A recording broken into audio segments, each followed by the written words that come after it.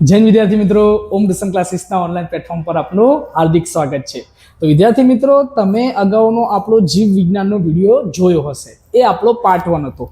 હાલ આપણે બીજો વિડીયો જોવાનો છે। આપણો શું છે ભાઈ, તો કે પાર્ટ 1 રહેલો છે। પાર્ટ 1 માં આપણે શેની ચર્ચા કરી તેની વાત કરીએ છીએ કે આપણે શેના માટેનો વિડીયો છે આ। તો પહેલા ઇન્ટ્રોડક્શન આપી દઈએ છીએ કે ધોરણ 10 નો છે, વિજ્ઞાનમાં પણ શેનો, જીવ વિજ્ઞાનમાં, અને જીવ વિજ્ઞાનમાં પણ શેનો કે ચેપ્ટર નંબર આપણું જે 5 રહેલું છે જૈવિક ક્રિયાઓ, એ આપણને સેક્શન ડી માં એના ક્વેશ્ચનો પૂછાતા હોય છે। તો એના માટે આપણે વિડીયો લઈને આવેલા છીએ। એમાં આપણે કયા કયા ક્વેશ્ચનની ચર્ચા કરી ચૂક્યા છે, તો કે મનુષ્યમાં પોષણ જોઈ લીધું છે, માનવ હૃદયની ચર્ચા કરી દીધી છે। હવે નેક્સ્ટ આપણે શેની ચર્ચા કરવાના છીએ, તો કે શ્વસન વિશેની ચર્ચા કરવાના છે। શ્વસન આપણે કેમ કરતા હોઈએ છીએ વિદ્યાર્થી મિત્રો? શ્વસન કેમ જરૂરી છે? તમને ક્વેશ્ચન આવો થવો જોઈએ, કેમ જરૂરી છે, એનું કારણ શું છે? તમે કોમેન્ટ કરીને જણાવો કે શ્વસન એ શેના માટે જરૂરી છે? તો કે જીવવા માટે જરૂરી નથી। શ્વસન શેના માટે જરૂરી છે વિદ્યાર્થી મિત્રો? તો કે ઉર્જા મેળવવા જરૂરી છે। કે આપણે શ્વસન કેમ કરીએ છીએ? તો કે આપણે જે ખોરાક ખાધેલો છે એ ખોરાકમાંથી આપણે ઉર્જા મેળવવાની છે। તો પોષણ વિશેની આપણે ચર્ચા કરી દીધી છે। પોષણમાં આપણને ખોરાકના 3 ઘટકો રહેલા હતા, મુખ્ય કયા કયા? કાર્બોદિત, પ્રોટીન અને ચરબી। હવે અહીંયા આપણે શ્વસનમાં શું કરીશું, તો કે કાર્બોદિત જે આપણો ઘટક રહેલો છે, કાર્બોદિતનું આપણે વિઘટન કરીશું અને એમાંથી શું મેળવીશું? ઉર્જા મેળવીશું। ક્લિયર છે? તો અહીંયા જોઈએ છે શ્વસન કોને કહીશું આપણે, તો કે શ્વસન એ કેવી પ્રક્રિયા છે? તો કે શ્વસન એ મનુષ્યમાં ઉર્જા મેળવવા માટેની પ્રક્રિયા છે। કોઈ પણ એવું મનુષ્ય માટે નહીં, દરેક સજીવ માટે, કે દરેક સજીવને ઉર્જા મેળવવાની પ્રક્રિયા માટેની જે ક્રિયા જે છે એને આપણે શું કહીએ છીએ? શ્વસન તરીકે ઓળખીએ છીએ। એ તમે લખી શકો છો। અહીંયા આપણે શ્વસનમાં ટોટલ 2 પ્રકારો જોઈશું। આ પહેલી વ્યાખ્યા જે હું બોલ્યો છું, તમારે નોટ અને પેન સાથે લઈને બેસવાનું એવું કીધેલું છે। આ બધી નોટમાં શું કરવાનું છે, તો વ્યાખ્યાઓ લખતું જવાનું છે। અહીંયા હું તમને ઉપર છેલ્લું ઓવરવ્યૂ આપતો જઈશ, તમારે ક્વેશ્ચન કેવી રીતે લખવાનું છે। ક્લિયર? અહીંયા આપણે જોઈએ છે કે શ્વસનના પ્રકાર, પહેલા વ્યાખ્યા લખી દીધી આપણે કે દરેક સજીવો મને ઉર્જા મેળવવા માટેની જે પ્રક્રિયા જે જોવા મળે છે એ પ્રક્રિયાને આપણે શું કહીએ છીએ? શ્વસન તરીકે ઓળખીએ છીએ। શ્વસનના ટોટલ કેટલા પ્રકાર પડશે? તો વિદ્યાર્થી મિત્રો, આપણે શ્વસનના પ્રકાર જોઈશું। એમાં પહેલો પ્રકાર છે આપણા જોડે જારક શ્વસન। કયું શ્વસન રહેલું છે? જારક શ્વસન। અને બીજું જે શ્વસન રહેલું છે એને આપણે શું કહીએ છીએ વિદ્યાર્થી મિત્રો? અજારક શ્વસન તરીકે ઓળખીએ છીએ। જારક શ્વસન કોને કહેવાશે? જારક શ્વસન એટલે શું? તો કે જે શ્વસનમાં ઓક્સિજનની હાજરી રહેલી હશે, કે જે શ્વસન આપણે કરતા હશું એ શ્વસનમાં શેની હાજરી હશે? ઓક્સિજનની હાજરી રહેલી હશે। એને આપણે શેના તરીકે ઓળખીશું? જારક શ્વસન તરીકે ઓળખીશું। અને અજારક શ્વસન કોને કહીશું? તો કે જે શ્વસન દરમિયાન ઓક્સિજનની શું હશે? ગેરહાજરી હશે। ઓક્સિજનની શું હશે? ગેરહાજરી રહેલી હશે। અને આમાં શું હતી? ઓક્સિજનની હાજરી રહેલી હતી। જે શ્વસન દરમિયાન ઓક્સિજનની હાજરી રહેલી હોય તેવા શ્વસનને જારક શ્વસન કહે છે। અજારક શ્વસન કોને કહીશું? તો કે જે શ્વસન દરમિયાન ઓક્સિજનની ગેરહાજરી રહેલી હશે અને આપણે અજારક શ્વસન તરીકે ઓળખીશું। જારક શ્વસન આપણને શેમાં જોવા મળશે? તો કે મનુષ્ય જેવા સજીવો જે રહેલા છે એમાં આપણને કેવું શ્વસન જોવા મળવાનું છે? જારક શ્વસન જોવા મળવાનું છે। ક્લિયર છે? ઉદાહરણ તરીકે તમે લખી શકો છો, મનુષ્ય જેવા સજીવોમાં આપણને જારક શ્વસન જોવા મળે છે। અને અજારક શ્વસન આપણે શેમાં જોઈશું? તો કે યીસ્ટ જેવા જે સજીવો રહેલા છે, આપણા જોડે ફૂગ જે રહેલી છે, એમાં આપણને કયું શ્વસન જોવા મળશે? અજારક શ્વસન જોવા મળશે। શું મનુષ્યમાં પણ અજારક શ્વસન જોવા મળે છે? તો કે હા, મનુષ્યમાં પણ આપણને શું જોવા મળે છે? અજારક શ્વસન જોવા મળે છે। તમે અહીંયા ઓફલાઈન ક્લાસીસમાં મસ્તી કરતા હો છો એટલે તમને આપણે બધા સાહેબો શું કરાવીએ છીએ? ઉઠબેસ કરાવીએ છીએ। અને ઉઠબેસ કર્યા પછી, ઉઠક બેઠક કર્યા પછી તમારા પગ બીજા દિવસે શું થઈ જાય છે? ભરાઈ જાય છે। તો એ દરમિયાન જ્યારે તમે ઉઠબેસ કરી રહ્યા હતા એ વખતે તમને ઉર્જા કેવી રીતે મળી રહી હતી? તો કે અજારક શ્વસન સ્વરૂપે મળી રહી હતી। એની ચર્ચા કરીએ છીએ આપણે, આગળ જોઈએ છીએ। દાખલા તરીકે હવે જારક શ્વસનમાં આપણે મનુષ્યમાં જોવાનો ટ્રાય કરીએ છીએ કે મનુષ્યમાં જારક શ્વસન કેવી રીતે આપણને જોવા મળશે? તો કે 2 રીતે જોવા મળશે। એક જારક શ્વસન પણ જોવા મળશે અને બીજું અજારક શ્વસન પણ જોવા મળશે। એમાં મેં હાલ જ કીધું હતું કે આપણે શું ખાધું? તો ખોરાક, અને ખોરાકના અંદર કણમાં શું રહેલું હતું? આપણા જોડે કાર્બોદિત રહેલું હતું। અને આ કાર્બોદિતનું પાચન ક્યાં થવાનું હતું સંપૂર્ણ? તો કે નાના આંતરડામાં આપણે જોયું હતું। અને શું બનતું હતું? તો કે ગ્લુકોઝ બનતું હતું। શું બનતું હતું? ગ્લુકોઝ। તો અહીંયા આપણે શું લખીશું? તો કે ગ્લુકોઝનું અણુસૂત્ર લખીને આપણે એને બતાવીએ છીએ કે ગ્લુકોઝનું પહેલા તો અણુસૂત્ર શું રહેલું છે? તો કે C6H12 અને O6 રહેલું હોય છે। આનું શું કરીશું? તો કે ઓક્સિજનની હાજરીમાં, શેની હાજરીમાં ભાઈ? ઓક્સિજનની હાજરીમાં કઈ જગ્યાએ જોવા મળશે? તો કે કણાભ સૂત્ર પણ લખી શકીએ છીએ। કણાભ સૂત્રમાં કઈ જગ્યાએ? કોષોની અંદર કઈ જગ્યાએ? તો કે કણાભ સૂત્રમાં ઓક્સિજનની કેવી છે ભાઈ? હાજરી રહેલી છે। શું રહેલું છે? હાજરી। હવે અહીંયા ઓક્સિજન જેવું આવશે એટલે આ ગ્લુકોઝનું શું કરશે, વિઘટન કરશે, ટુકડા કરશે. શું બનાવશે તો કે આપણને ખબર છે શું બનાવશે, કાર્બન ડાયોક્સાઇડ, પાણી અને જોડે જોડે આપણને શું મળે છે, એટીપી સ્વરૂપે ઉર્જા મળે છે. ટોટલ 38 એટીપી ઉર્જા મળશે. ક્લિયર? એટલે એટીપી એટલે આપણે ખાલી ઉર્જા લખવાનું છે. તમારે અહીંયા ઉર્જા લખેલું છે તો પણ ચાલશે તમારી ચોપડી મુજબ. બાકી જો કોમ્પિટિટિવની તૈયારી કરતા હોય એ લોકો માટે શું લખશો, 38 એટીપી ઉર્જા. ક્લિયર છે? આટલી વસ્તુ ક્લિયર હોવી જોઈએ, આપણને ઉર્જા મળશે. તો આ શેની વાત થઈ તો કે આનું સમીકરણ લખ્યું આપણે જારક શ્વસનનું. હવે અહીંયા તમારે શું કરવાનું છે, એનો ફકરો પાડીને આની આ વસ્તુ સમજાવવાની છે. અંદર શું લખશો કે ખોરાકની અંદર કાર્બોદિતનું વિઘટન થઈને ગ્લુકોઝ બને છે. આ ગ્લુકોઝનું વિઘટન કરવા માટે ઓક્સિજનની હાજરી અનિવાર્ય હોય છે. તો એના માટે આપણે શું કરતા હોઈએ છીએ, શ્વસન કરતા હોઈએ છીએ. આ શ્વસન દરમિયાન ગ્લુકોઝનું વિઘટન થઈને આપણને કાર્બન ડાયોક્સાઇડ, પાણી અને એટીપી સ્વરૂપે ઉર્જા સ્વરૂપે આપણને મળે છે. કાર્બન ડાયોક્સાઇડ શું થશે તો કે કાર્બન ડાયોક્સાઇડ જે છે ફેફસા દ્વારા શું થઈ જશે, બહાર નીકળી જશે અને પાણીનું શું થશે ભાઈ તો કે મૂત્રાશયમાં સંગ્રહ થશે. આ વાર્તા તમે અંદર લખી શકો છો. ક્લિયર? આ મનુષ્યનું શું થઈ ગયું, જારક શ્વસન. એના પછી આ જારક શ્વસન હતું વિદ્યાર્થી મિત્રો. અને હવે એના પછી આપણે જોઈએ છે કયું શ્વસન તો કે મનુષ્યના અંદર થતું અજારક શ્વસન. કેવું શ્વસન? અજારક શ્વસન. અજારક શ્વસનમાં સેમ એની વસ્તુ આપણા જોડે શું રહેલું છે તો કે ગ્લુકોઝ રહેલું છે. આ ગ્લુકોઝનું વિઘટન આપણે કરવાનું છે. ક્યારે તો કે પૂરતી માત્રામાં આપણને ઓક્સિજન મળતો નથી. તો ઓક્સિજનની કેવી છે ભાઈ, ગેરહાજરી રહેલી છે. ને ઓક્સિજનની ગેરહાજરી ક્યારે હોય તો કે જ્યારે તમે ભારે કામ કરતા હો. દાખલા તરીકે ઉઠબેસ કરવી, વર્કઆઉટ કરવું, કોઈ પણ જાતનું કોઈ સામાન ઉચકવું, આ બધી ભારે પ્રક્રિયાઓ કહેવાય. કપડાં ધોવા, આ બધી કોઈ પણ જાતની પ્રક્રિયાઓ કહેવાય છે, કહેવાય ભારે પ્રક્રિયા કહેવાય. એ દરમિયાન આપણી શ્વાસોશ્વાસની ક્રિયા કેવી થઈ જશે, કીધું વધી જાય છે. તો એ દરમિયાન આપણને જે આ ઓક્સિજનની ગેરહાજરીમાં જે આપણને શ્વસન જોવા મળતું હશે એ કઈ જગ્યાએ જોવા મળતું હશે તો કે કોષ રસમાં જોવા મળશે. ક્યાં જોવા મળશે? કોષ રસમાં આનું વિઘટન થવાનું ચાલુ થશે. ત્યારબાદ આપણને જોવા મળીએ તો કે એનું વિઘટન થઈ ગયું ઓક્સિજનની હાજરીમાં, તો મળશે શું તો કે ઇથેનોલ મળશે. શું મળશે આપણને? લેક્ટિક એસિડ મળશે. અને સાથે સાથે આપણને શું મળવાનું છે, ઉર્જા મળવાની છે. અહીંયા વિદ્યાર્થી મિત્રો મેં એવું તમને કીધું નથી કે ગ્લુકોઝનું વિઘટન 3 કાર્બન વાળા અણુઓમાં થાય છે અને પાયરુવેટ કહેવાય. તો તમે અહીંયા આગળ પાયરુવેટ પણ લખી શકો છો. આ પ્રક્રિયાના પહેલા અહીંયા પાયરુવેટ તમારે લખવો તો લખી શકો છો. સેમ એનું અહીંયા શું થશે, 3 ઘટકોમાં વિઘટન થશે એટલે પાયરુવેટમાં, અને પછી પાયરુવેટનું વિઘટન શેમાં થશે તો કે લેક્ટિક એસિડ અને ઉર્જામાં થઈ શકે છે. અહીંયા 2 એટીપી ઉર્જા મુક્ત થવાની છે. આ લેક્ટિક એસિડ જે છે એનો ભરાવો થઈ જશે તમારા પગમાં કે કોઈ પણ જગ્યાએ તમને જ્યાં ભારે કામ કર્યું હશે ત્યાં શું થઈ જશે, ભરાવો થઈ જશે. એટલે ભરાવો થઈ જવાના કારણે તમને પગને બધું શું થવાનું છે, દુખવાનું છે. તો એનું રિલીઝ કરવા માટે આપણે શું કરીશું તો કે નોર્મલ ગરમ પાણીનો શેક કરીશું, જેથી ત્યાં શું પહોંચી શકે તો કે ઓક્સિજન પહોંચી શકે. કેમ? કારણ કે ઓક્સિજન પહોંચ્યું નથી. પછી ત્યાં ઓક્સિજન પહોંચી જશે એટલે ફરી શેમાં વિઘટન થઈ જશે તો કે કાર્બન ડાયોક્સાઇડ અને પાણીમાં ફરી પાછું વિઘટન થઈ જશે. તો અહીંયા આપણે લખવાનું કે જ્યારે મનુષ્યમાં અજારક શ્વસન થાય છે ત્યારે કાર્બોદિતનું વિઘટન થઈ ઓક્સિજનની ગેરહાજરીમાં કોષ રસમાં આપણને લેક્ટિક એસિડ અને ઉર્જા મુક્ત થતી જોવા મળે છે. હવે લેક્ટિક એસિડ જે રહેલું છે, લેક્ટિક એસિડના કારણે આપણને શું થાય છે, દુખાવો ને બધી ઘટનાઓ થાય છે કે દુખાવાઓ થાય છે કે પછી આપણને બળતરા થાય છે, એવી ઘટનાઓ બને છે. એવું લખ્યા પછી લખવાનું છે કે લેક્ટિક એસિડ જે રહેલું હોય છે એનું વિઘટન કરવા માટે આપણે શું કરીશું તો કે ફરી ઓક્સિજનની પૂરતી માત્રા મળી રહેશે. એ દરમિયાન લેક્ટિક એસિડને પૂરતી માત્રા મળી રહેવાના કારણે લેક્ટિક એસિડનું વિઘટન ફરી કાર્બન ડાયોક્સાઇડ અને પાણી અને ઉર્જામાં મુક્ત થાય છે. આ ફરી આપણે પાછળ લખી દેવાનું છે. તો આ મનુષ્યની વાત કરીએ આપણે. હવે આપણે જોઈએ છે કેવા પ્રાણીઓમાં તો કે યીસ્ટ જેવા ફૂગ જે રહેલા છે સૂક્ષ્મ જીવો, એમાં આપણને કેવું શ્વસન જોવા મળશે વિદ્યાર્થી મિત્રો તો કે અજારક શ્વસન જ જોવા મળવાનું છે. કેવું શ્વસન જોવા મળશે? અજારક શ્વસન. એમાં આપણે લઈશું ફરીથી શું કે એ લોકોને પણ શું ખાતા હશે, ખોરાકમાં હશે, એમાં આપણે જેમ કાર્બોદિત રહેલો હશે અને કાર્બોદિત જે છે ત્વરિત ઉર્જા આપણને આપે છે. કેવી ઉર્જા આપશે કે તાત્કાલિક ઉર્જા આપણને આપે છે. જ્યારે ચરબી છે શું કરે છે તો કે આપણને મોટા પ્રમાણમાં ઉર્જા આપે છે, એટલે કે ઉર્જાનો સંગ્રહ કરે છે, તાત્કાલિક ઉર્જા આપણને આપતું નથી. ક્લિયર? C6 પછી H12 અને O6 લખી દીધું. આ ગ્લુકોઝનું વિઘટન શેમાં થશે કે 3 પાયરુવેટમાં થશે. ક્લિયર? અહીંયા આપણે શું રહેલી હશે તો કે ઓક્સિજનની કેવી રહેલી હશે, ગેરહાજરી રહેલી હશે. અજારક શ્વસન છે. ક્લિયર? કયા સજીવમાં જોવા મળશે આપણને? યીસ્ટ જેવા સજીવમાં જોવા મળશે.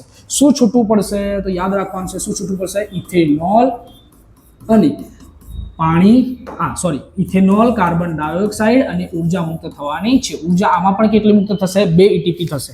યાદ રાખજો, આપણું જે જારક શ્વસન કર્યું હતું એમાં શું મુક્ત થયું હતું? પાણીના જગ્યાએ શું છે, આપણે પાણી અહીંયા લખેલું છે, અહીં શું લખેલું છે? પાણી. આપણે શું પીવાનું છે? મનુષ્ય હંમેશા શું પીવે છે? પાણી પીવે છે. એવું યાદ રાખવાનું છે કે મનુષ્ય જે છે આલ્કોહોલ પીતું નથી. આપણે આલ્કોહોલ પીવાનો નથી. આલ્કોહોલ કોને આપી દેવાનો છે? તો કે યીસ્ટ જેવા સજીવો આથો લાવે ને એટલે એના કારણે શું બને છે? આલ્કોહોલ બને છે. દ્રાક્ષને એના કારણે શું બને છે? શેમ્પેન બને છે. ક્લિયર છે? તો એનો મતલબ કે આ ઇથેનોલ જે રહ્યું છે શું છે? આલ્કોહોલ છે. શેમાં જોવાનું? આપણે યીસ્ટ જેવા પ્રાણીઓમાં. ક્લિયર? બાકી કાર્બન ડાયોક્સાઇડ ને ઉર્જા તો સેમ ટુ સેમ જ છે બંનેમાં. જોઈ લો અહીંયા શું આવશે? કાર્બન ડાયોક્સાઇડ ને ઉર્જા બંને આવવાનું છે. ખાલી અહીંયા પાણીના જગ્યાએ ત્યાં શું લખી દેવાનું છે? ઇથેનોલ લખી દેવાનું છે. પછી હવે આ જે સમીકરણ લખ્યું એના પછી નીચે પાછી તમારે કથા લખવી હોય તો કથા લખવાનું, ઉપર લખવી હોય તો ઉપર, નીચે લખવી હોય તો નીચે, તમને જ્યાં યોગ્ય લાગે એમ. પહેલા સમીકરણ લખવું હોય તો પહેલા સમીકરણ, અને નીચે શું લખી દેવાનું? ફકરો પાડીને આ કથા ફરી સમજાવવાની. અથવા તો પહેલા ફકરા ઉપર લખી દેવાનું અને પછી શું કરવાનું? નીચે આ સમીકરણ લખી દેવાનું. શું લખશો? તો કે ગ્લુકોઝનું વિઘટન ઓક્સિજનની ગેરહાજરીમાં યીસ્ટ જેવા સજીવોમાં ઇથેનોલ, કાર્બન ડાયોક્સાઇડ અને ઉર્જા મુક્ત થાય છે. ક્લિયર? આટલું લખી દેવાનું છે. અને આ શ્વસનની ક્રિયા શું કરી દેવાની છે? આપણે પૂરી કરી દેવાની છે. હવે શ્વસનની ક્રિયા પૂરી થાય એટલે આપણે માનવ શ્વસન સમજવાનું છે કે માનવમાં શ્વસન તંત્ર કેવી રીતે કામ કરે છે. આટલી વસ્તુ તો આપણે જોઈ ઉર્જા મુક્ત કરવા માટે. હવે મનુષ્યમાં શ્વસન તંત્ર રહેલું છે કેવી રીતે કામ કરતું હશે? તો આપણને એક્ઝામમાં ક્વેશ્ચન પૂછાય કે મનુષ્યમાં શ્વસન તંત્ર, શ્વસન એટલે શું?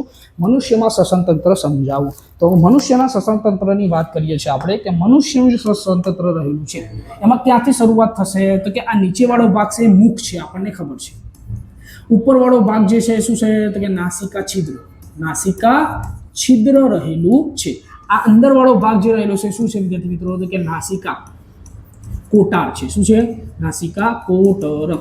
ક્લિયર? એના પછી નીચેવાળો જે આ ભાગ છે કંઠનળી વાળો ભાગ છે. એના નીચે આપણને અહીંયા શું જોવા મળે છે? તો કે સ્વર યંત્ર, સ્વર પેટી અથવા તો સ્વર યંત્ર કહી શકીએ છીએ. એના નીચે આપણને શું જોવા મળશે? તો કે શ્વાસ નળી જોવા મળશે. શું આવશે? શ્વાસ નળી. અહીંયા શ્વાસ નળી જે બને છે ગળાના, જ્યાં ગ્રીવાનો ભાગ રહેલો છે એના નીચે આપણને જે જોવા મળે છે એમાં શું થવાનું છે? તો કે અન્નનળી અને શ્વાસ નળી જે બે રહેલી હોય છે કેવું હોય છે? બેના વચ્ચે એક જ ઢાંકણ રહેલું હોય છે. અને શું કહીએ છીએ આપણે? ઘાંટી ઢાંકણ કહીએ છીએ. જેવું ઢાંકણ કહીશું આપણે? ઘાંટી ઢાંકણ કહીશું. ક્લિયર? હવે ઘાંટી ઢાંકણ જે રહેલું છે એમાંથી આગળ આપણે શ્વાસ નળી બનશે. હવે શ્વાસ નળી વિભાજિત થાય છે. શ્વાસ નળી શું થશે? વિભાજિત. અને શું બનાવે છે? તો કે શ્વાસન વાહિની બનાવે છે. શ્વસન વાહિની બનાવી છે. અને શ્વસન વાહિનીઓ પણ વિભાજિત થઈને શું બનાવે છે? શ્વસન વાહિનીઓ પણ શું બનશે ભાઈ? વિભાજિત થઈને અલગ. પહેલા શું કીધું આપણે? આ શું કહેવાય? તો કે શ્વાસ નળી. શ્વાસ નળી શેમાં વિભાજિત થઈ? શ્વાસ વાહિનીમાં. આ શ્વાસ વાહિનીઓ શેમાં વિભાજિત થશે વિદ્યાર્થી મિત્રો? આ શ્વાસ નળી. આ શ્વાસ નળીના ઉપર સાઈડમાં શું દેખાઈ રહ્યું છે? તો કે શ્વાસ વાહિની. આજુબાજુમાં આપણને શું જોવા મળશે? તો કે બીજી હજુ કેશિકાઓ જોવા મળશે. એ કેશિકાઓને આપણે શું કહીશું વિદ્યાર્થી મિત્રો? તો કે એ કેશિકાઓને આપણે શ્વાસ નલિકા કહીશું. અને આ શ્વાસ નલિકાઓ પણ હજુ વિભાજિત થશે. શ્વાસ નલિકાઓને પણ આપણે શું કહીશું? તો કે શ્વાસ વાહિની, શ્વાસ વાહિકા તરીકે ઓળખીશું. શ્વાસ વાહિની, શ્વાસ નલિકા અને શ્વાસ વાહિકા. આ પહેલા નામ આપણે યાદ રાખી દેવાના છે. ક્લિયર? લાઇન્સ. અને પછી સૌથી છેલ્લે આપણને શું જોવા મળશે? તો કે ફુગ્ગા જેવી રચના જોવા મળશે. આ ફુગ્ગા જેવી રચનાને આપણે શું કહીએ છીએ? વાયુ કોષ્ઠો તરીકે ઓળખીએ છીએ. શેના તરીકે? વાયુ કોષ્ઠો તરીકે ઓળખીએ છીએ. ક્લિયર છે? આટલી વસ્તુ સંકળાયેલી હોય છે. છેલ્લે સૌથી નીચે આપણા જોડે આ શું રહેલું હોય છે? તો કે આ જે રહેલું છે ઉરોદર પટલ છે. ઉરોદર પટલ. ક્લિયર? આટલી વસ્તુ રહેલી હોય છે. આ વસ્તુઓ તમને હું દોરીને પણ સમજાવું છું એટલે કોઈ ચિંતા કરવાની જરૂર નથી. તમને ના દેખાતું હોય તો કોઈ ટેન્શન લેશો નહીં.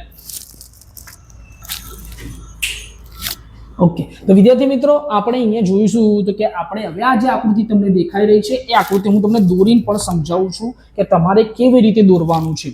તો અહીંયા આપણે એને દોરવાનો પ્રયત્ન કરી રહ્યા છીએ કે પહેલા આપણે શું કરીશું? તો કે નાકનો ભાગ દોરીશું અને આમ કરીને માથું દોરી દઈશું. ક્લિયર? આટલું જ દોરવાનું છે. પછી નીચે આપણે શું બનાવીશું? તો કે આ હોઠ બનાવી દઈશું. નીચે શું બનાવી દઈશું? આ દાઢી વાળો. ક્લિયર? હવે અહીંયાથી આપણે આ નાસિકા છિદ્ર જે રહેલું છે એ નાસિકા છિદ્રથી આપણે બનાવવાનો ટ્રાય કરવાનો છે. શું? નાસિકા કોટાર બનાવવાનો ટ્રાય કરવાનો છે. તો નાસિકા કોટાર બનાવીએ છીએ આપણે. અહીંયાથી શું બનશે ભાઈ? તો કે આ નાસિકા કોટાર. અહીંયા આપણે ક્યાં સુધી આવ્યા? તો કે ગ્રીવાના કંઠનળીના સુધીના ભાગ સુધી આવ્યા. જોડે જોડે શું જોઈન્ટ થયેલું હોય છે વિદ્યાર્થી મિત્રો? તો કે મુખવાળો ભાગ જે મુખ ગુહા છે એ પણ અહીંયા જોઈન્ટ થયેલી હોય છે. આગળ જઈને બંને અલગ થતા હોય છે. ક્લિયર? તો પછી આગળ આપણે જઈએ છીએ તે દરમિયાન આપણે જોડે જોડે લખતા જઈએ છીએ કે આ ભાઈ શું હતું? તો કે નાસિકા છિદ્ર હતું. નાસિકા છિદ્ર. આ ઉપરવાળો જે ભાગ દેખાયો આપણને શું હતો? નાસિકા કોટર. અહીંયા નીચેવાળો સાઈડવાળો જે ભાગ છે એ કયો છે? તો કે કંઠનળી. અહીંયા નીચે આપણને જે અહીંયા બોક્સ જેવું જોવા મળશે એ બોક્સ જેવાને આપણે શું કહીશું? સ્વર પેટી અથવા તો સ્વર યંત્ર. પછી આપણે જેમ જેમ આગળ જતા જઈશું એમ એમ આપણને શું જોવા મળતું જશે વિદ્યાર્થી મિત્રો? તો કે એમ એમ આપણી આ શ્વાસ નળી લાંબી થશે અને અહીંયા આપણા જોડે શું આવેલા હશે? બે ફેફસા આવેલા હશે. ક્લિયર?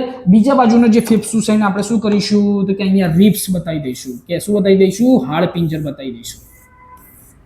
આ રિબ્સ બતાવી દેવાની. બીજી બાજુ આપણે શું કરીશું? તો કે બીજી બાજુ આપણે પ્રોપર બતાવીશું બધી વસ્તુ. બીજી પેન લઈ લઈએ આપણે, તમને દેખાય એ પ્રમાણે. હવે અહીંયાથી આપણે શું કરીશું? આને અહીંયાથી જોડીશું. ક્લિયર?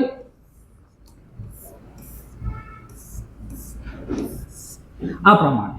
હવે અહીંયાથી આ જે ભાગ લઈ ગયા છે આપણે, તો એ આગળવાળો ભાગ આ જે બને છે શું બને છે વિદ્યાર્થી મિત્રો? તો કે શ્વાસન વાહિની બને છે. શ્વસન વાહિની. આ જે હતી એ શું હતી? તો કે શ્વાસ નળી હતી. શ્વાસ નળી. લાઇનસર નાસિકા છિદ્ર, નાસિકા કોટાર, કંઠનળી, પછી સ્વર યંત્ર આવ્યું અને સ્વર પેટી આવી, નીચે શ્વાસ નળી આવી અને આ શ્વાસ નળી શેમાં વિભાજિત થશે? હવે શ્વાસ વાહિનીમાં. હવે શ્વસન વાહિની જે છે, શ્વસન વાહિની શેમાં વિભાજિત થશે પાછી? તો કે શ્વસન વાહિનીઓ જે રહેલી છે હજુ બીજી શાખાઓમાં વિભાજિત થતી જશે. ક્લિયર? તમારે આ પ્રમાણે દોરી દેવાનું છે અને અહીંયા ભાગમાં શું બતાવવાનું છે? આવી રીતે લીટા પાડી દેવાનું. હવે એ બતાવવાનું છે લીટા શું પડે છે, એનું કારણ શું છે એ પાછું કહું છું. કે ભાઈ પહેલા જે આ જાડો ભાગ દેખાય છે એને આપણે શું નામ આપી દઈશું? તો કે શ્વાસ નલિકા. શું નામ આપીશું? શ્વાસ નલિકા. અને આ જે નાનો જે આપણને ભાગ દેખાઈ રહ્યો છે એને આપણે શું નામ આપીશું? શ્વાસ વાહિકા. ક્લિયર? અને આ વાહિકાના છેડે આપણને શું જોવા મળશે? આવી ફુગ્ગા જેવી રચના જોવા મળશે. કેવી રચના જોવા મળશે? ફુગ્ગા જેવી. એ ફુગ્ગા જેવી રચનાને આપણે શું કહીશું? વાયુ કોષ્ઠ અથવા તો વાયુ કોષ્ઠ. ક્લિયર? અને અહીંયા નીચે આપણે શું બતાવીશું આ પ્રમાણે? તો કે ઉરોદર પટલ. ઉરોદર પટલ. ક્લિયર? આ પ્રમાણેની આકૃતિ તમારે દોરવાની છે. આમાં વિશેષ કશું છે નહીં. મેં જે પ્રમાણે બનાવી છે એ જ પ્રમાણે તમારે દોરીને બતાવવાની છે. ખાલી નામ નિર્દેશન ચોક્કસ રીતે કરેલું હોવું જોઈએ, એમાં ભૂલ થવી જોઈએ નહીં. અહીંયા પાસળી પિંજર પણ લખી શકો છો. પાસળી પિંજર. ક્લિયર? આ લખવું હોય તો તમે લખી શકો છો કે છાતીવાળો ભાગ છે. હવે આ ફેફસાને તમે બતાવી શકો છો કે આ ફેફસું બતાવવું છે તો આ ફેફસું કયું છે? તો માની લો આ બાજુનો હાથ કયો કહેવાય? ડાબો. તો આ બાજુ શું લખવાનું? ડાબું ફેફસું. અને આ બાજુ કયું ફેફસું બતાવશો? આ જમણું ફેફસું. એ પ્રમાણે બતાવવાનું છે. ક્લિયર? તો બધી જ વસ્તુ આપણે આકૃતિમાં દર્શાવી દીધી છે. હવે જે દર્શાવી છે એમાં જે મેન વસ્તુ અંદરની હતી એને શું કરવાનું છે? આપણે મુદ્દા બનાવીને લખવાનું છે. શું મુદ્દો પાડીશું? પહેલો હું ખાલી મુદ્દો પાડીશ, તમારે લખવાનું છે અંદર. ક્લિયર? પહેલો મુદ્દો પાડીશું આપણે. શું લખીશું પહેલા મુદ્દામાં? તો કે પહેલા મુદ્દામાં આવશે પહેલા તો નાસિકા છિદ્ર. નાસિકા છિદ્ર અને નાસિકા કોટાર. બે એકમાં જ લઈ લો એટલે ચાલે. નાસિકા કોટાર બે એક જ મુદ્દો લઈ લીધો. નાસિકા છિદ્ર અને નાસિકા કોટાર બે અલગ અલગ લખવા હોય તો તમે લખી શકો છો. તમારે લાંબુ કરવું હોય તો તમે લાંબુ પણ કરી શકો છો. એની કોઈ ચિંતા નથી. તો આપણે નાસિકા છિદ્ર લઈશું તો આપણે નાસિકા છિદ્રનું શું કહીશું? કે ચહેરા ઉપર. ચહેરા ઉપર નાકના ભાગે આપણને એક છિદ્ર જોવા મળે છે. એ છિદ્રને આપણે નાસિકા છિદ્ર કહે છે. આવું લખી શકો છો. કે આવું સાહેબ ચોપડીમાં આપ્યું નથી, લખાય. કોઈ વાંધો, ચિંતા કરવાની જરૂર નથી. નાસિકા છિદ્રને આપણે સમજાવી રહ્યા છે ક્યાં હોય છે. ક્લિયર? કે ચહેરા ઉપર નાકના જે આપણને છિદ્રો જોવા મળે છે એને આપણે નાસિકા છિદ્રો કહીએ છીએ. હવે આ નાસિકા છિદ્રની અંદર આપણને રોમ અને શ્લેષ્મ જેવી રચના જોવા મળે છે. કેવી? રોમ અને શ્લેષ્મ જેવી. આ શ્લેષ્મ જે રહેલો હોય છે ચીકણો પદાર્થ રહેલો હોય છે.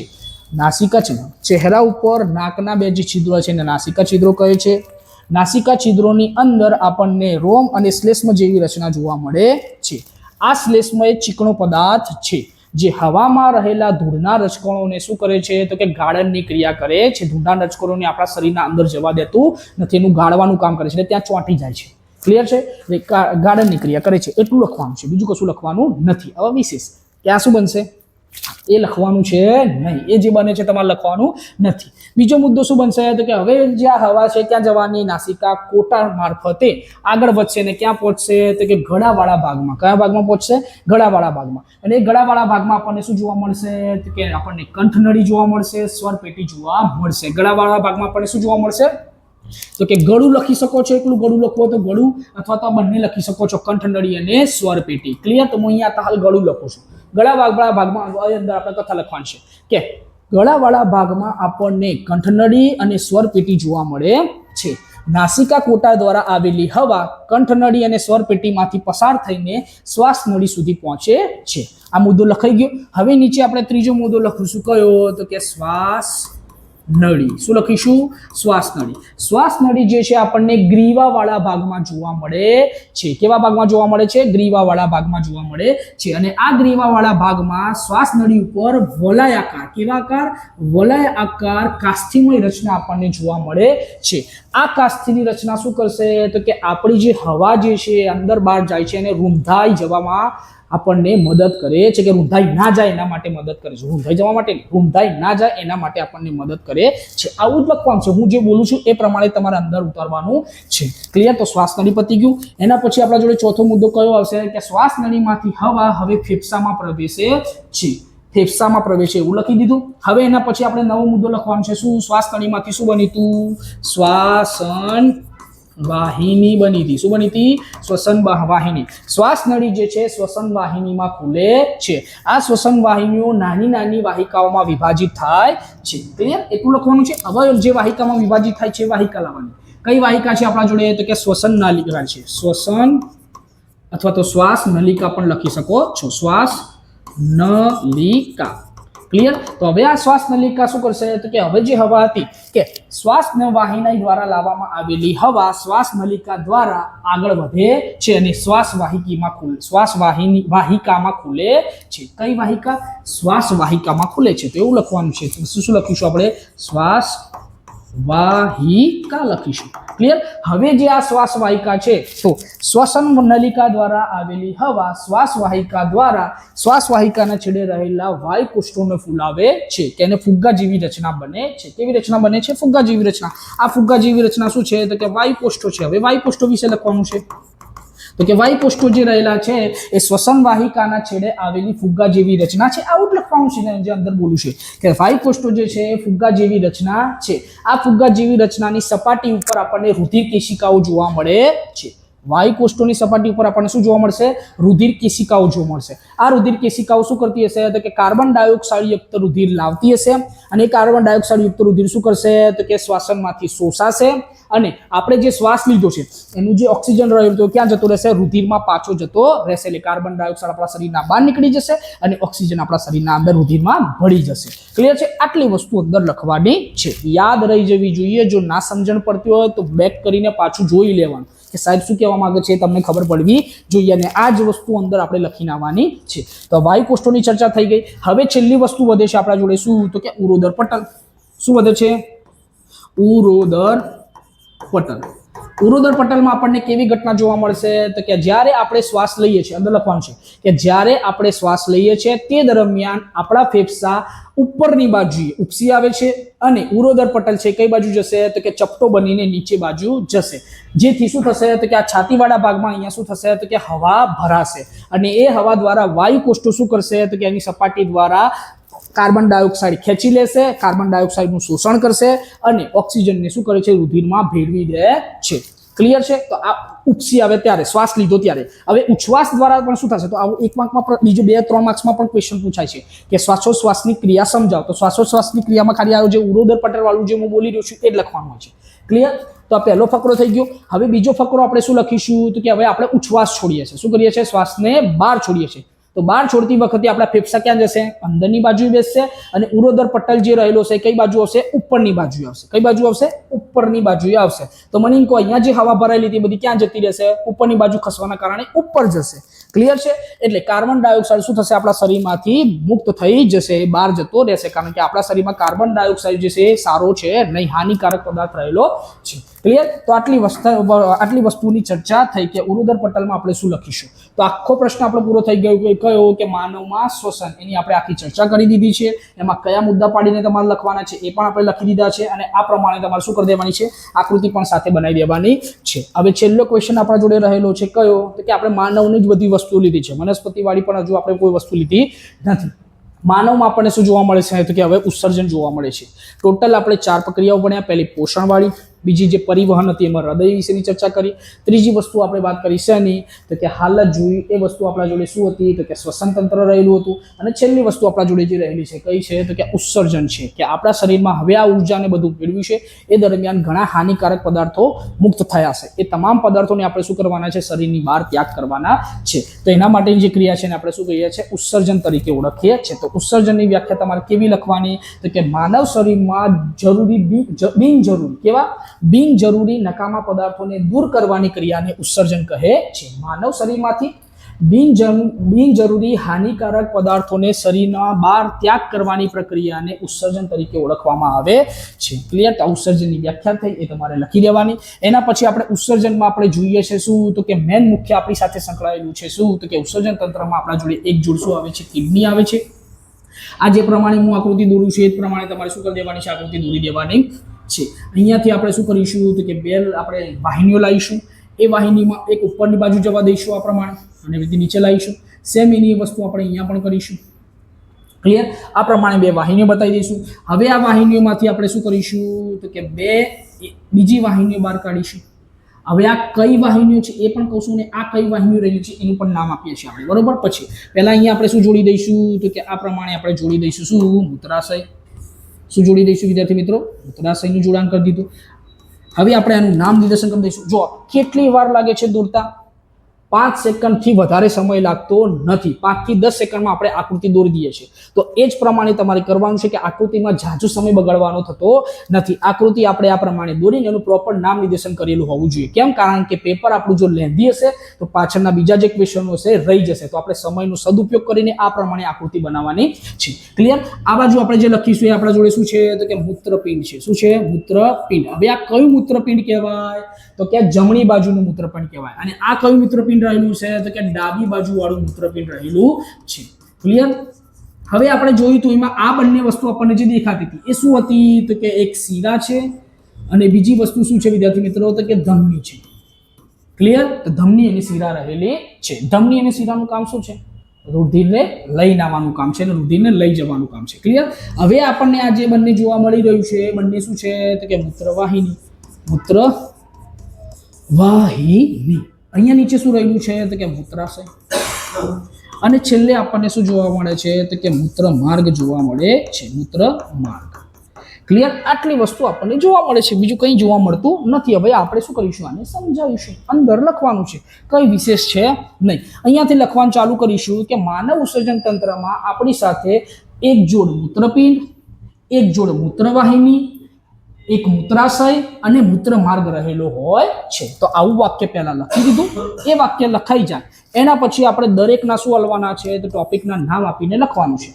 પહેલા શું લખ્યું, તો કે આપણી જોડે એક જોડ મૂત્રપિંડ, એક જોડ મૂત્રવાહિની, મૂત્રાશય અને મૂત્ર માર્ગ રહેલો હોય છે. એ લખ્યા પછી પહેલો મુદ્દો આપવાનો છે શું, મૂત્રપિંડ. શું મુદ્દો આપીશું પહેલા, મૂત્રપિંડ. મૂત્રપિંડને હવે અંદર સમજાવવાનું છે કે મૂત્રપિંડના અંદર ઘણી બધી મૂત્રપિંડ નલિકાઓ આવેલી હોય છે જે રુધિરનું ગાળણ કરવા માટે જવાબદાર છે. મને એમ કહો, રુધિરનું શુદ્ધિકરણ કઈ જગ્યાએ થશે? અહીંયાથી સ્ટોપ થઈશું. આટલું જેટલું બોલો એટલું લખી કાઢજો. હવે અહીંથી સ્ટોપ થઈને આપણે બોલીએ છીએ શું, કે મૂત્રપિંડ જે રહેલું હશે એ મૂત્રપિંડ શું કરશે, તો કે રુધિર વાહિનીઓમાંથી રુધિરનું ગાળણ કરશે. અને શ્વસનમાં ફેફસા શું કરતા હતા, તો કે રુધિરનું શુદ્ધિકરણ કરતા હતા. તો રુધિરનું ગાળણ ક્યાં થશે, મૂત્રપિંડમાં. અને રુધિરનું શુદ્ધિકરણ ક્યાં થવાનું છે, તો કે ફેફસામાં થવાનું છે. અને કેવું રુધિર મળશે આપણને, ઓક્સિજન યુક્ત રુધિર મળવાનું છે. કેવું રુધિર મળવાનું છે, ઓક્સિજન યુક્ત રુધિર ફેફસામાં મળશે. જ્યારે અહીંયા રુધિરમાંથી ગાળણ થશે. શેનું ગાળણ થશે, નકામા પદાર્થો. અને એ નકામા પદાર્થો આપણા ગયા છે, તો કે નાઇટ્રોજન યુક્ત પદાર્થો રહેલા હશે. તો હવે આપણે જે તમે વાક્ય લખ્યા હતા એ વાક્ય પછી આપણે નેક્સ્ટ બોલીએ છીએ કે મૂત્રપિંડમાં આપણને જે શું ઉત્પન્ન થવાનું છે, કે રુધિરમાં રહેલા નાઇટ્રોજન યુક્ત પદાર્થોનું ગાળણ કરીને શું કરશે, તો કે મૂત્રવાહિનીઓ દ્વારા આટલું ગાળણ કરે છે. હવે મૂત્રને આગળ મૂત્રવાહિનીઓ દ્વારા લઈ જવામાં આવે છે. એટલે બીજો મુદ્દો લખીશું શું આપણે, મૂત્રવાહિની. શું લખીશું, મૂત્રવાહિની. મૂત્રપિંડમાંથી ગાળણ પામેલું મૂત્ર મૂત્રવાહિની દ્વારા મૂત્રાશયમાં એકઠું થાય છે, એવું લખવાનું છે. ત્રીજી વસ્તુ શું લખીશું આપણે, મૂત્રાશય. શું લખીશું, મૂત્રાશય. મૂત્રાશયમાં આપણને શું થતું જોવા મળશે, તો કે મૂત્રવાહિની દ્વારા લાવવામાં આવેલું મૂત્ર મૂત્રાશયમાં હંગામી ધ્રોણ એટલે કે થોડા સમય માટે શું થશે તો કે સંગ્રહ પામે છે, કે હંગામી ધ્રોણે સંગ્રહ પામે છે અને નિયત સમય બાદ ત્યારે શું કરવાનો છે, તેનો નિકાલ કરવામાં આવે છે. ક્લિયર. ચોથો મુદ્દો શું લખીશું આપણે? મૂત્ર માર્ગ. મૂત્ર માર્ગ. મૂત્રમાર્ગમાં આપણે શું લખીશું તો કે મૂત્રાશયમાં એકઠું થયેલું મૂત્રને મૂત્રમાર્ગ દ્વારા ત્યજી દેવા, શરીરની બહાર ત્યજી દેવામાં આવે છે.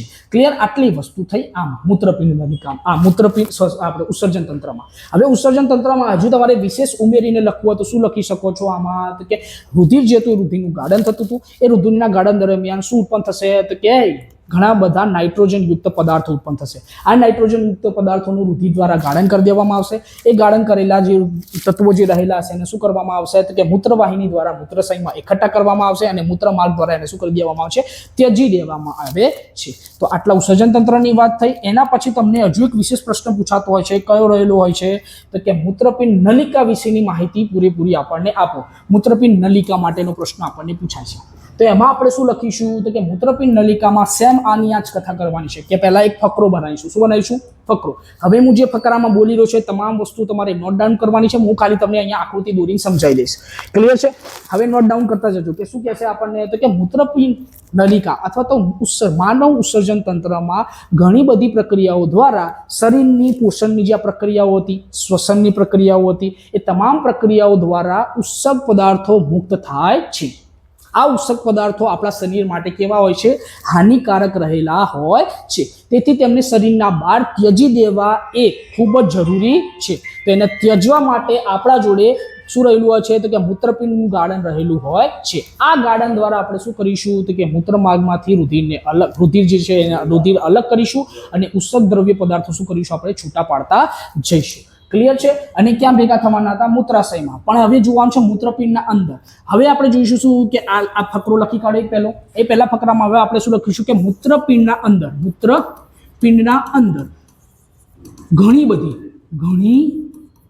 બધી મૂત્રપિંડ નલિકાઓ આવેલી હોય છે. ઘણી બધી મૂત્રપિંડ નલિકાઓ આવે છે. મોટી સંખ્યામાં, લાખોની સંખ્યામાં મૂત્રપિંડ નલિકાઓ આવેલી હોય છે. એ મૂત્રપિંડ નલિકાઓ શું કરશે? રુધિરનું ગાળન કરવાનું શરૂઆત કરે છે. તેમાંથી નાઇટ્રોજન યુક્ત પદાર્થો જેવા કે યુરિયા, યુરિક એસિડ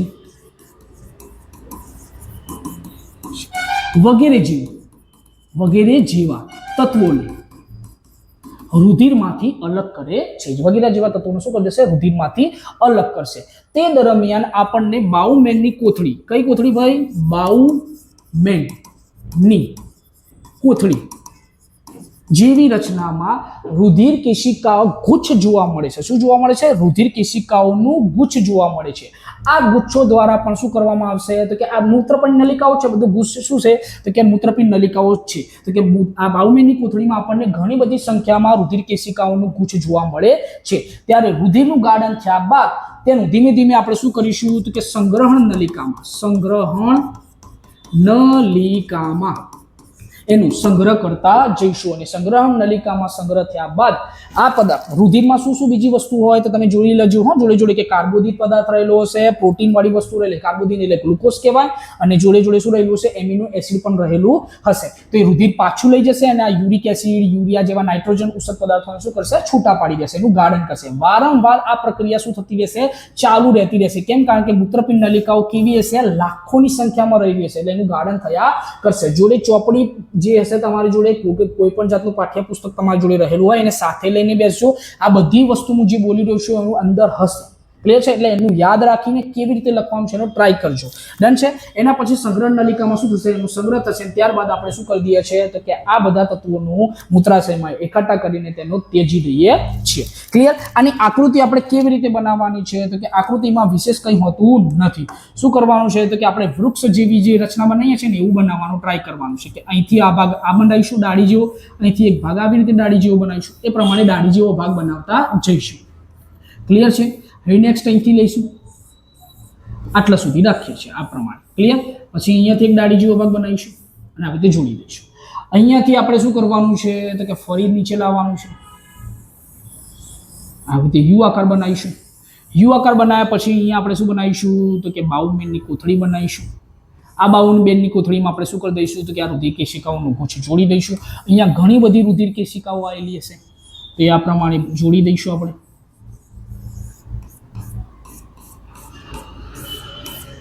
આ પ્રમાણે બતાવીશું. કંઈ કર્યું નથી મેં, ખાલી લીટા પાડ્યા છે જો તમે, તો આ પ્રમાણે બતાવવાનું છે. હવે જે આપણે અહીંયા લઈશું એ શું લેવાના છે તો કે 2 કેશિકાઓ લેવાના છીએ, 2 વાહિનીઓ લેવાના છે. એમાંથી એક વાહિની અહીંથી આપણે અલગ કલરથી બતાવવાનો ટ્રાય કરીએ કે બીજી એક વાહિની આપણે કેવી લઈશું તો કે અહીંયા આપણા જોડે એક વાહિની હશે, એને આપણે નામ આપી દઈશું શું તો કે આપણા જોડે આ શીરા રહેલી છે. આ શું રહેલી છે તો કે શીરા નામ આપીશું. કેવી શીરા, મહાશીરા, જે નામ લખવું હોય લખી શકો છો. અને બીજી બાજુ આપણે જે લઈશું એ આપણા જોડે શું રહેલી હશે તો કે ધમની રહેલી હશે. એ ધમનીને અહીંયા બતાવી દઈશું આપણે આમ કરીને. ક્લિયર? અહીંથી જોડી દઈશું, અહીંથી બહાર લાવીશું. ક્યાં લઈ જઈશું એને આપણે 52 બેનની કોથળી સાથે. હવે આ બતાવીશું આપણે તો કે ધમની. આ આપણા જોડે શું રહેલું હતું તો કે 52 બેનની કોથળી.